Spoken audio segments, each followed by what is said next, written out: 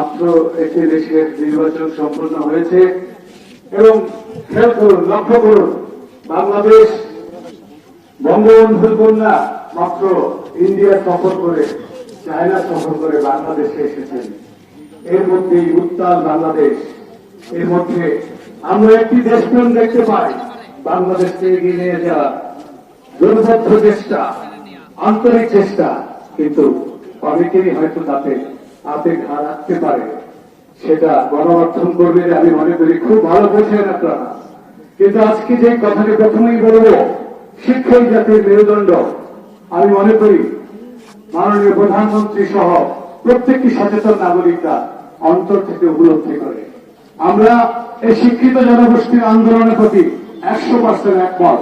আজকের প্রেক্ষাপটে কোটা আন্দোলন সংস্কার অতীব প্রয়োজনীয়, যেটা প্রধানমন্ত্রী মেনে নিয়েছেন এবং বারবার উনি ওনার ইঙ্গিতে বলেছেন যে আমি আমার সর্বোচ্চটুকু দিয়ে আদেশ হাইকোর্টকে, সুপ্রিম কোর্টকে আমি আপনাদের পক্ষে অনুরোধ পাঠাবো যেন আপনাদের দাবি দেওয়া মেনে নেওয়া হয়। কিন্তু না, এই বাঙালিকে বারবার পরামর্শ করেছে সেই পাকিস্তানি বেতনতারা, স্বাধীনতার বেতনতারা, উন্নয়নের বেতনতারা। তারা আইনের কথা শুনতে চায় না, তারা এখনই করতে হবে।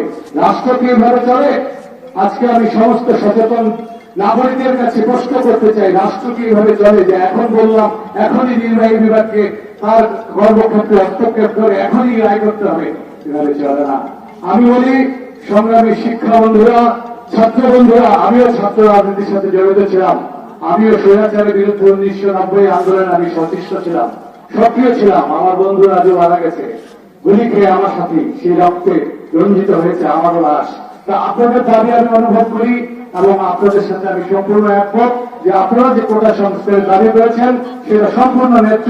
এবং আমি মাননীয় প্রধানমন্ত্রীকে আজকের এই অ্যাড্রেস থেকে অনুরোধ করব, ছাত্রদের দাবিগুলো যদি এখনো কিছু বাকি থাকে আপনি দয়া করে মেনে নিন, আপনি দয়া করে মেনে নিন। এরা আমাদেরই সন্তান, আমাদেরই বন্ধু, আমাদেরই ভাই, আমাদেরই স্বজন, এই প্রশ্নে কোনো দাবি নেই। কিন্তু সমগ্র সচেতন সাংবাদিক বন্ধুদের কাছে আজকের এই প্রেক্ষাপট থেকে আবারও বলতে চাই, বাংলাদেশকে পিছিয়ে পড়ার দিকে যারা ধাবিত করতে চায় তাদেরকে প্রতিহত করুন। বাংলাদেশের অগ্রযাত্রা পরবর্তী প্রজন্ম এবং শিক্ষা যারা করছেন, যারা ছাত্র, তাদের জন্য বাংলাদেশের অগ্রযাত্রা অত্যন্ত প্রয়োজন।